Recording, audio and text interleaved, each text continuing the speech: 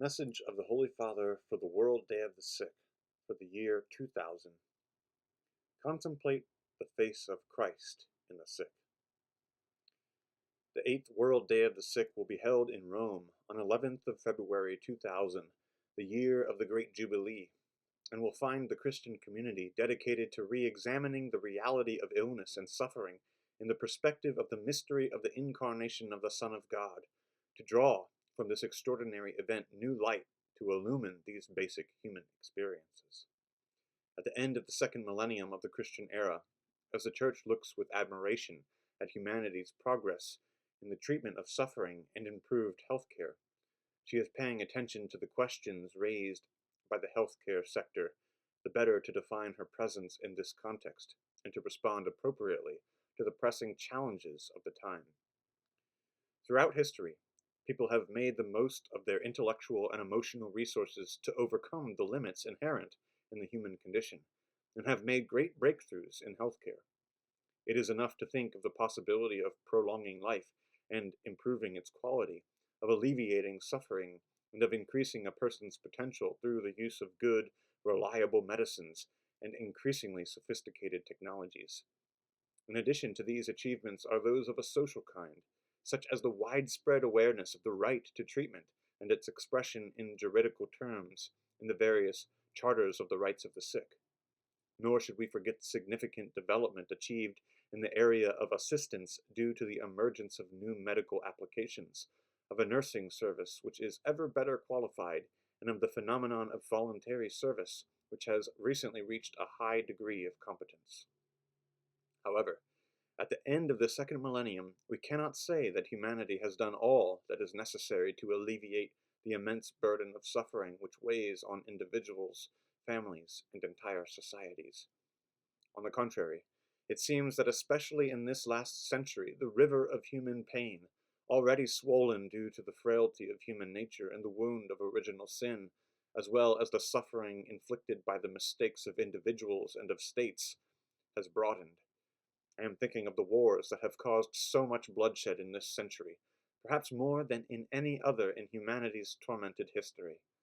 I am thinking of the types of disease that are prevalent in societies such as drug dependency, AIDS, illnesses caused by the deterioration of the big cities and the environment.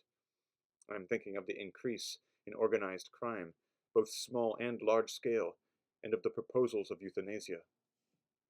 I have a mental picture not only of the hospital beds in which so many of the sick are lying, but also of the sufferings of refugees, orphaned children, and the many victims of social evils and poverty. At the same time, with the eclipse of faith, especially in the secularized world, there is a further serious cause of suffering, that of no longer being able to grasp the salvific meaning of pain and the comfort of eschatological hope. Sharing in the joys and hopes, sorrows and anxieties of the people of every age, the Church has constantly accompanied and sustained humanity in its struggle against pain and its commitment to improve health. At the same time, she has striven to reveal to mankind the meaning of suffering and the riches of the redemption brought by Christ the Savior. History records great men and women who, prompted by their desire to imitate Christ through a deep love for their poor and suffering brethren, started countless initiatives of social assistance, brightening the last two millenniums with good works. Next to the fathers of the Church and the founders and foundresses of religious institutes, how can we fail to wonder at and admire the countless people who in silence and humility have given their lives in service to their sick neighbor, in many cases to the point of heroism?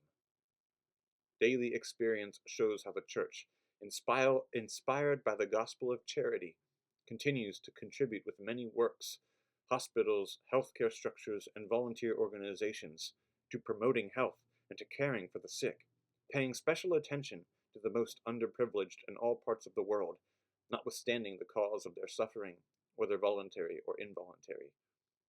This presence should be maintained and encouraged for the benefit of the precious good of human health, looking carefully at all the inequalities and contradictions in the world of healthcare that still exist. Indeed, down the centuries, beside the light areas, shadows have obscured and still obscure the overall picture of improvements in healthcare, many aspects of which are truly fine. I am thinking in particular of the serious social inequalities in access to healthcare resources, which are still present in vast areas of the world, especially in the countries of the South. This unjust inequality is more and more dramatically undermining the basic rights of the person. Entire populations do not even have the possibility of benefiting from primary, basic medicines, while elsewhere even expensive medicines are widely wasted and misused. And what can be said of the many brothers and sisters who lack the minimum to appease their hunger and are subject to every kind of disease? Not to mention the numerous wars which stain humanity with blood and are spreading physical and psychological traumas of every kind, as well as death. With regard to these scenarios, we must recognize that unfortunately, in many cases, the economic, scientific, and technological breakthroughs have not brought real progress that is focused on the person and the inviolable dignity of every human being. Even the achievements in the field of genetics, which are fundamental in healthcare, especially for the protection of newborn life, can become an opportunity for inadmissible choices, callous manipulation, and interests that contradict real development, often with devastating results. On the one hand, remarkable efforts are being made to prolong life and even to procreate it artificially, but on the other, birth is not permitted to those who have already been conceived, and the death of those no longer considered to be of use is hastened. Furthermore, while health is rightly appreciated with increasing initiatives to promote it, at times reaching a sort of cult of the body and a hedonistic quest for physical fitness, at the same time we are reduced to considering life as a mere consumer good, setting a new scale of marginalization for the disabled, the elderly, and the terminally ill.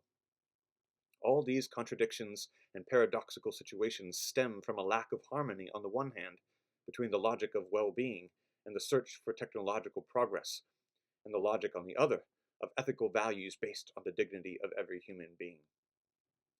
On the eve of the new millennium, it is hoped that the purification of memory will also be promoted in the world of suffering and health, which will lead to recognizing the wrongs done by those who have borne or bear the name of Christian. The ecclesial community is called to accept, in this field too, the invitation to conversion, which is linked to the celebration of the Holy Year.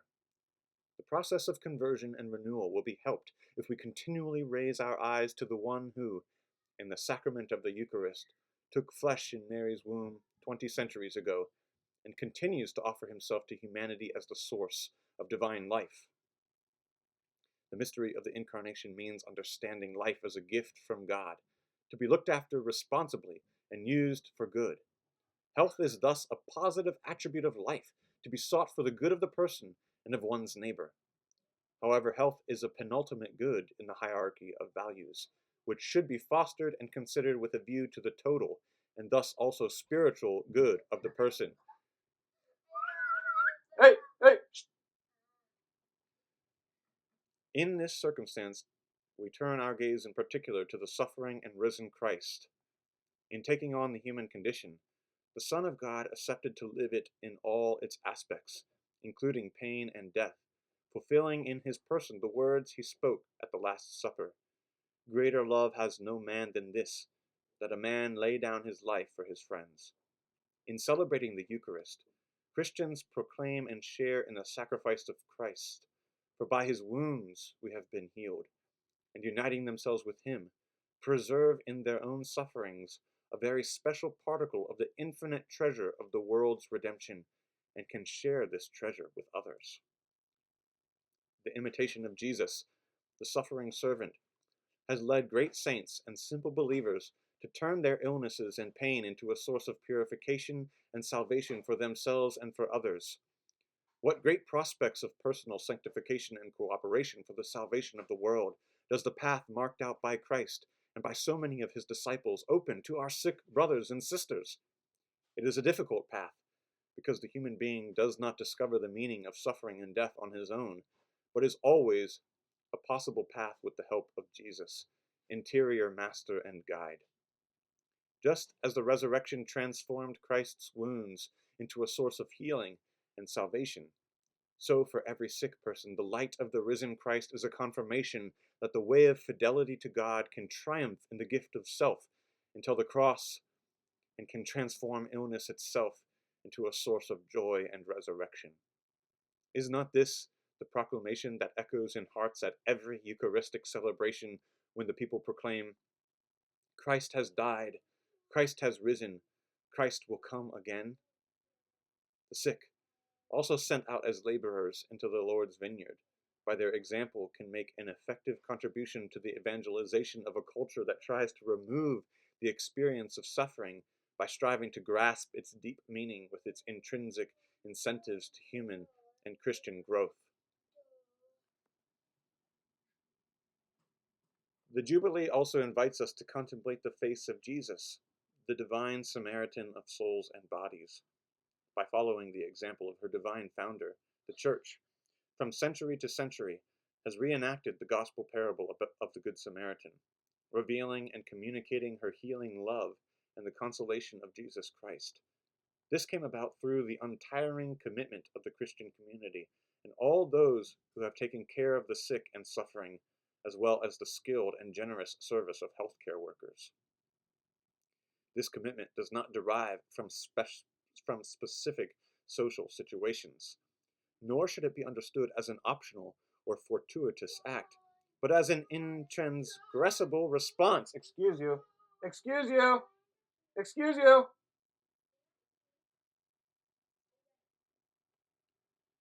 Intransgressible response to Christ's command. He called to him his 12 disciples and gave them authority over unclean spirits, to cast them out, and to heal every disease and every infirmity. The service rendered to the person who is suffering in body and soul takes its meaning from the Eucharist, finding in it not only its source, but also its norm.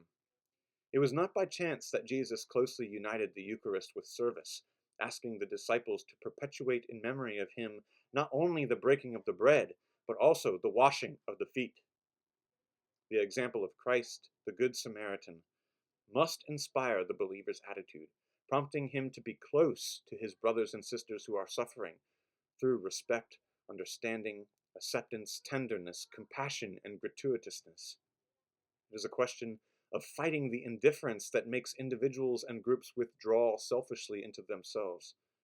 To this end, the family, the school, and other educational institutions must, if only for humanitarian reasons, work perseveringly for the reawakening and refining of that sensitivity towards one's neighbor and his suffering.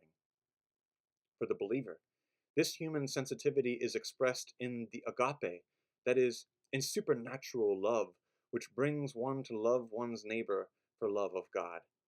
In fact, guided by faith and surrounding with affectionate care those who are afflicted by human suffering, the Church recognizes in them the image of her poor and suffering founder, and is concerned to alleviate their suffering, mindful of his words, I was sick, and you visited me. The example of Jesus, the Good Samaritan, not only spurs one to help the sick, but also to do all one can to reintegrate him in society. For Christ, in fact, healing is also this reintegration. Just as sickness excludes the human being from the community, so healing must bring him to rediscover his place in the family, in the church, and in society. I extend a warm invitation to those involved professionally or voluntarily in the world of health to fix their gaze on the Divine Samaritan, so that their service can become a prefiguration of definitive salvation and the proclamation of new heavens and a new earth in which righteousness dwells. Jesus did not only treat and heal the sick, but he was also a tireless promoter of health through his saving presence, teaching, and action. His love for man was expressed in relationships full of humanity, which led him to understand, to show compassion and bring comfort, harmoniously combining tenderness and strength. He was moved by the beauty of nature. He was sensitive to human suffering. He fought evil and injustice. He faced the negative aspects of this experience courageously, and fully aware of the implications, communicated the certainty of a new world. In him, the human condition showed its face redeemed, and the deepest human aspirations found fulfillment. He wants to communicate this harmonious fullness of life to people today. His saving action not only aims to meet the needs of human people, victims of their own limits and errors, but to sustain their efforts for total self-fulfillment. He opens the prospect of divine life to man. I came that they may have life and have it abundantly. Called to continue Jesus' mission, the Church must seek to promote a full and ordered life for everyone.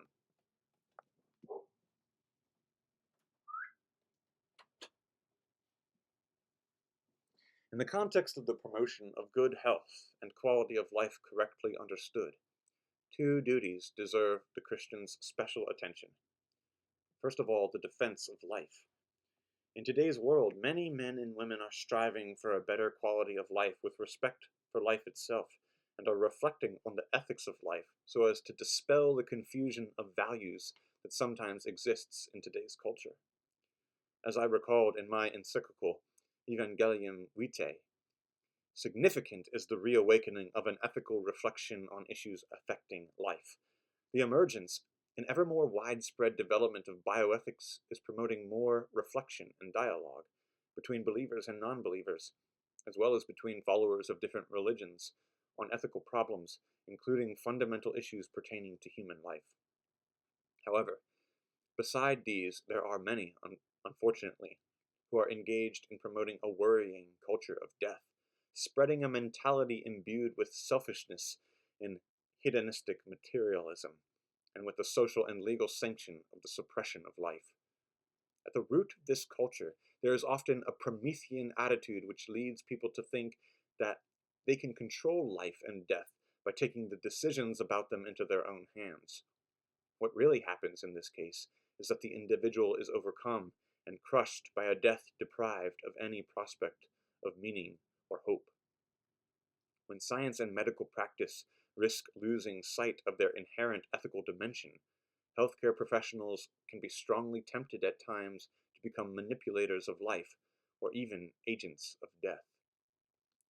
In this context, believers are called to develop the insight of faith as they look at the sublime and mysterious value of life, even when it seems frail and vulnerable.